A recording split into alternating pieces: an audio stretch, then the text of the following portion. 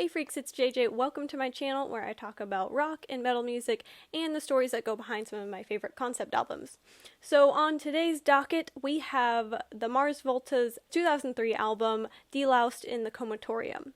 So I have to admit I am a bit of a new fan to this band, they were actually suggested to me by a friend, and ever since I heard this album, I'm just have fallen in love. So I'm really excited to do this video. I wanted to do it a lot sooner, but it just took me so long to go through all the research that was necessary to do this video. So if you don't know, this album is based on a short story written by the band, and it is very, very surrealist. If you don't know what surrealist writing, it's very kind of like a fever dream is like the best way I could explain it. It's very dreamlike and unrealistic in some places, and in a lot of areas you have to kind of really just read between the lines and infer what you want to from the story, because it's not exactly the most linear story, and there's definitely a lot that is left up to your interpretation.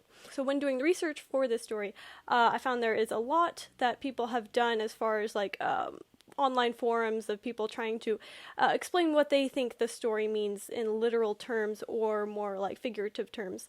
And so I kind of tried to stay away from those a little bit because I wanted my own unbiased version of this story without it being colored by other people's opinions. So this is my take on the story, and I kind of took more of a literal approach to it. I know a lot of things in this story maybe were meant more metaphorically and not necessarily literally, but I took a more literal approach, so I know it's going to differ a lot probably than what some of you probably think the story looks like in your head, but yeah, this is just my take on it, and I'm going to try and do more of a quick blow-by-blow, just how the story happens explanation, and not go so much into the details and things like that, just because this video would be super long if I were to go into my explanation of what I think everything in it means.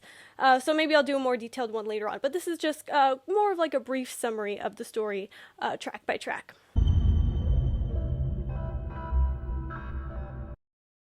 I think it's important to know that the story was inspired by a real person.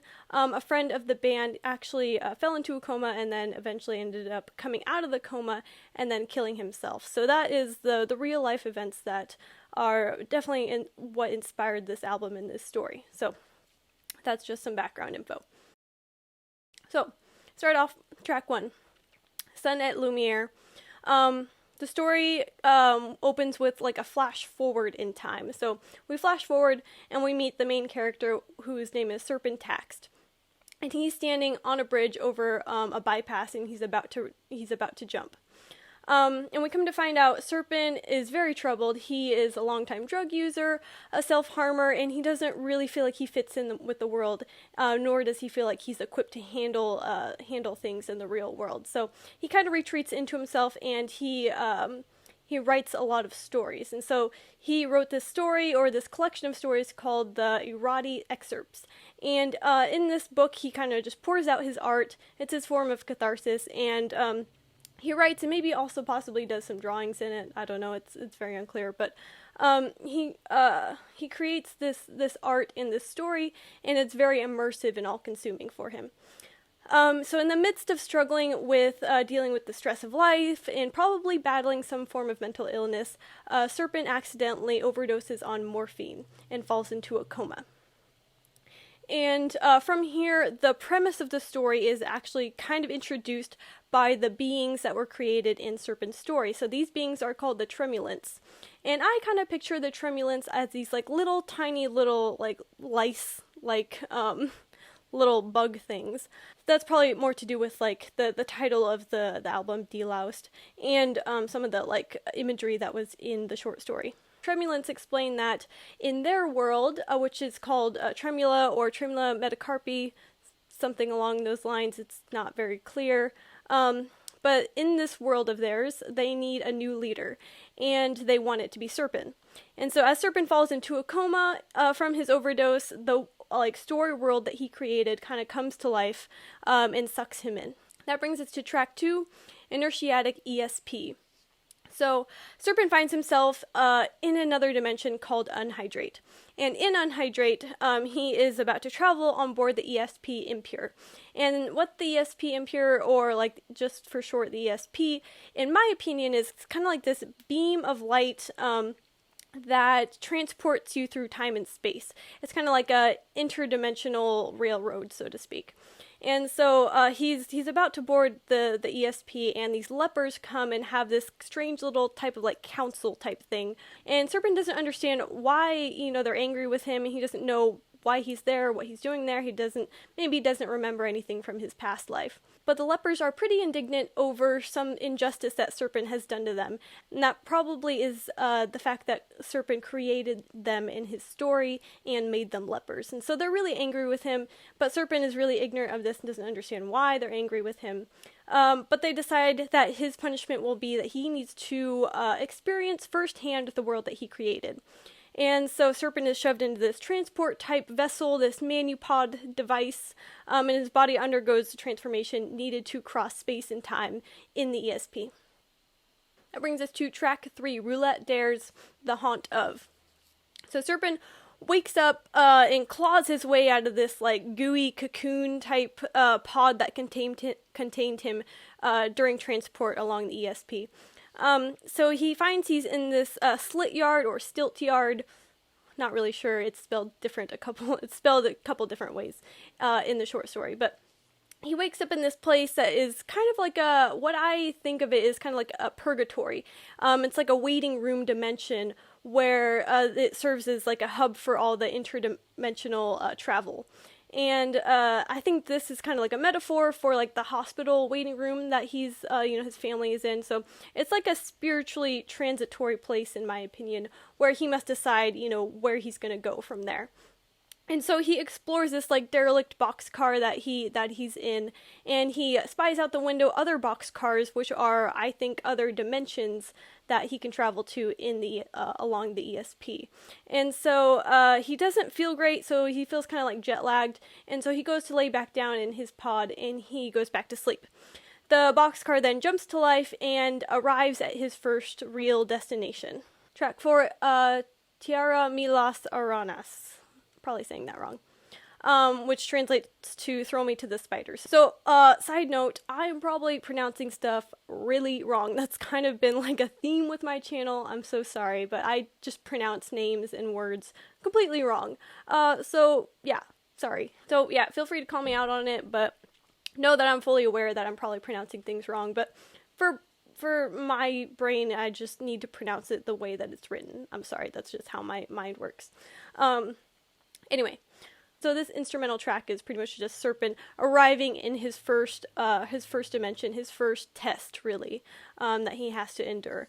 And the first world he comes to is like a graveyard dimension of lost and broken ships and airplanes and such. Moving on to track 5, Drunk Ship of Lanterns. So Serpent wakes up and he is stapled literally to this ship, adrift on an ocean graveyard of marooned submarines.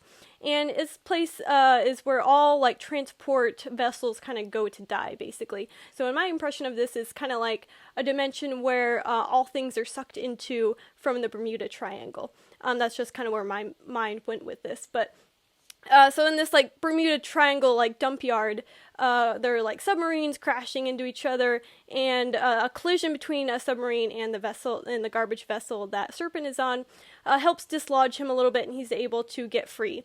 And so then he takes shelter inside of an old submarine as this storm is going on, and like a bunch of boats and submarines are knocking together pretty dangerously.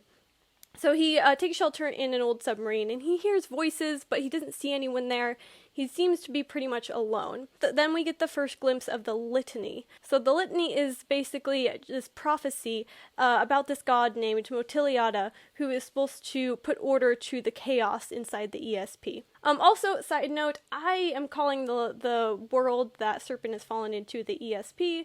I've also heard it called the Comatorium, or some other medley of different things. It's referred to a number of things in the text, so I'm just going to stick with ESP just for continuity's sake, but just know that it could be called other things. So then another ship comes crashing down, and a submarine crashes down and blocks the exit of the submarine that Serpent is in. So he's now trapped, and he knows he's going to run out of air here eventually.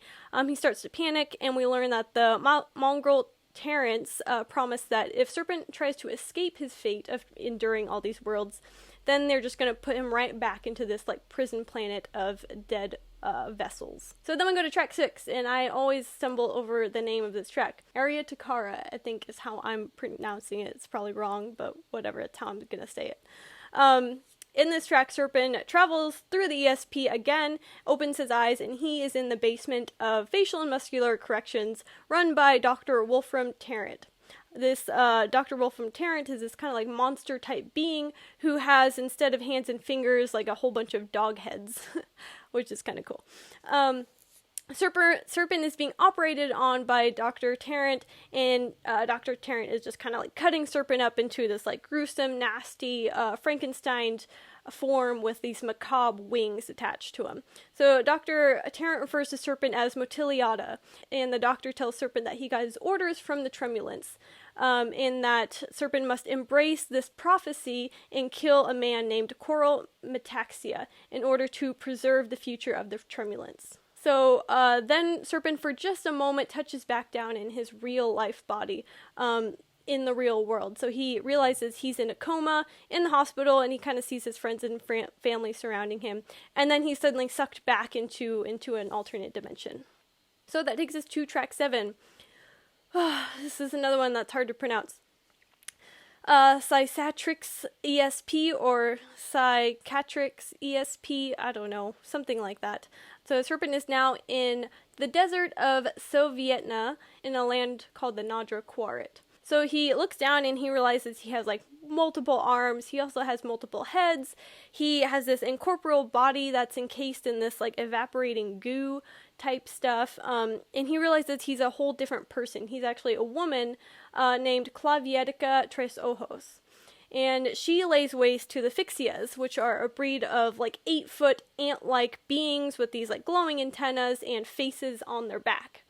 So we learn that Claviatica was created by a man named Eugenos Velasco, and Claviatica can lay waste to these Fixias by using this calling song of hers, which makes all of the Fixias commit suicide by gouging out their eyes and mutilating themselves. So the Fixias were sent to kill Claviatica by Eugenos' mortal enemy, Recherche Bellicose.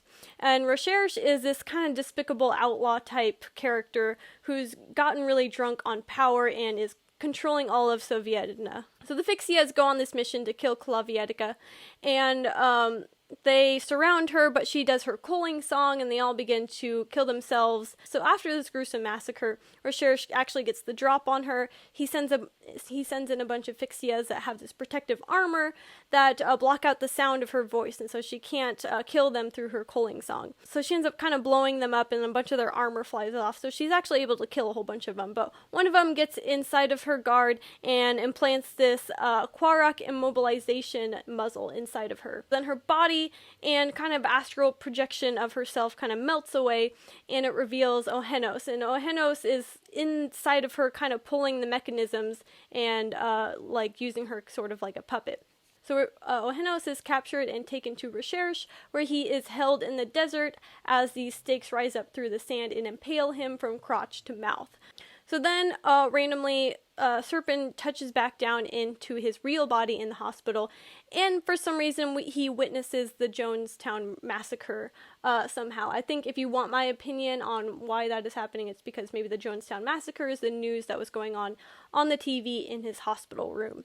So if you don't know, the Jonestown murder is where this priest started a cult and had like basically 900 people drink the Kool-Aid and commit mass suicide.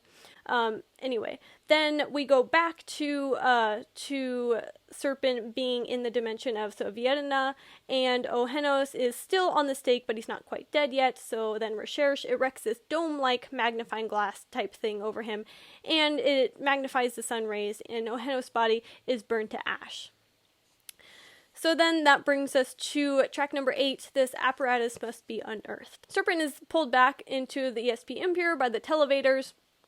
So I think, in my opinion, the Televators are kind of like these tremulant type beings that operate the SP, kind of like little ant-type conductors of this interdimensional travel system. That's just my opinion. It's probably not correct, but that's just what I think of them. Anyway, so Serpent is dropped back into Sovietna in the carcass of Claviatica. Then these scavenger monsters kind of begin to converge on him, and the giants in charge of these scavengers tell all the little critters to stop, and they decide they're going to bring the body of Claviatica to their home and their masters in a land called Topolitzen. Which for some reason I always imagine this place as kind of like a jungle type setting. So the land of Topolitzen is controlled by a man named Comatorium. Comatorium rules the land of Topolitzen with his alter ego Ad Astra. So Coral and Ad Astra are really the same person, but he has a kind of like this dissociative oh my god, I cannot say this word. He has a dissociative identity disorder in which his split personality is Ad Astra, which is this witch doctor. So himself and then his other self kind of rule the land together in this Jekyll and Hyde type of exchange. And so in this land of Topolitzen, human sacrifice is performed in order to ward off the godlike beast named Motiliata, again mentioned in the previous tracks. So the lore of Motiliata is actually a farce that is kept up by Coral Ad Astra and through the help of Dr. Tarrant. So the people of the village actually give up their children willingly to be sacrificed because they're, one, controlled by the fear of Motiliata. They are under the threat of pestilence from Ad Astra, and they are also kept in like this brainwashed state where they're heavily dosed with medication and drugs, where they kind of like don't really give a shit. And so Coral actually, when he sacrifices his children, he actually eats them. So in Coral's garden, there is a row of Dramagon statues. And one day these two twins enter the garden and they contact one of their dead relatives through the statue on the left. And then the giants arrive and they offer Coral the dead body of Claviatica, which is basically Serpent at this point. And after like a burst of light showing off its supernatural powers, Coral has the body of Claviatica reduced to ashes and added to a compartment in the Dramagon statue on the left as a booby trap for the twins. So then the twins come to talk to their dead grandfather one day. So then the statue informs them that he is Motiliata and that the twins need to open this compartment at the foot of the statue. The children do, and their souls kind of separate from their body. Coral sacrifices them, and their bodies are kind of swallowed up by the statue. And then somehow it happens that the statue transforms into Motiliata, and the skinned bodies of the twins become his wings. Serpent is now, for all intents and purposes, Motiliata, and he devastates the village, and then he stacks up all these bodies in front of Coral's house, and Coral wakes up from a nap. I don't know how he just woke up from a nap when he was just sacrificing the kids 2 seconds ago, but it happens that way because it's surrealist. He wakes up from a nap and finds like the whole village in their dead bodies piled up outside his door. Then Motiliata/Serpent swoops down and severs Coral from Ad Astra, both physically and mentally. So he like splits the guy's body like down the center and severs the tie between Coral and Ad Astra. So Motiliata goes on this like killing rampage, and then his body kind of like bubbles up and transforms into like this being of higher power. And he finds himself on this bridge and he crosses it while at the same time not wanting to cross it. He's in the middle of like killing a village and he wants to kind of finish that, but he is somehow for some reason on a bridge and he decides to cross it, and suddenly Serpent is back in his mortal body. He's back in the real world. He wakes up in the hospital and comes out of his coma to the relief of his family and friends. So I know I'm cutting out a lot of details here. There's this whole thing with like neuralgia, which is Coral's paramour. If you want to know about that, just read the short story. But just for brevity's sake, I have to keep going. This video is just going to be way too long. Anyway, so we move on to track 9, Televators. And Serpent recovers from his coma over the span of a few years, but he doesn't really feel right being back in the mortal realm. He just really aches to return to the dimension of the ESP and to return to his unfinished business. So the Tremulants are also not content with Serpent leaving them at the last minute. They said that he kind of did a half-assed job and they want him to finish his work. And so then we are transported back to the beginning of the story where we had the flash forward. So Serpent is on the top of a bridge over a bypass and he's getting ready to jump. We learned that the Tremulants told Serpent that the portal was going to open at a certain time and place, and so that is what he's doing on top of the bridge.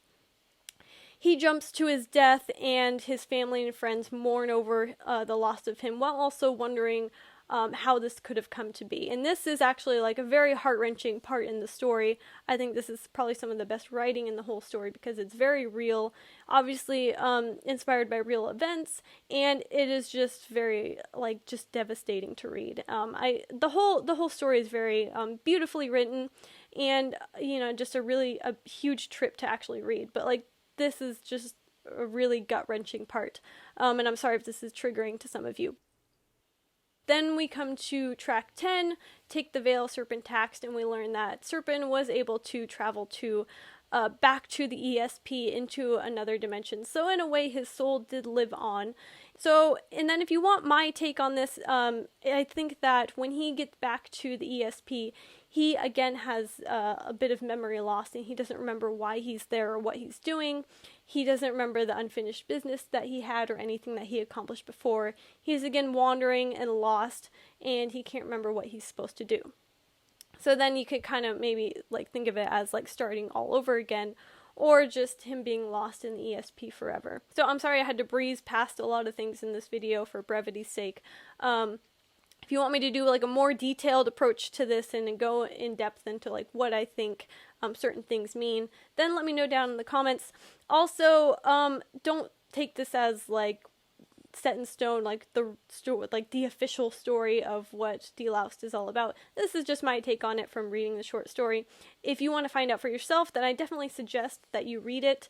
It's pretty short, but it is kind of a dense and heavy read because it's just read it. Just read the first paragraph and you'll understand why it's so confusing and why there are so many different versions of what people think it's about.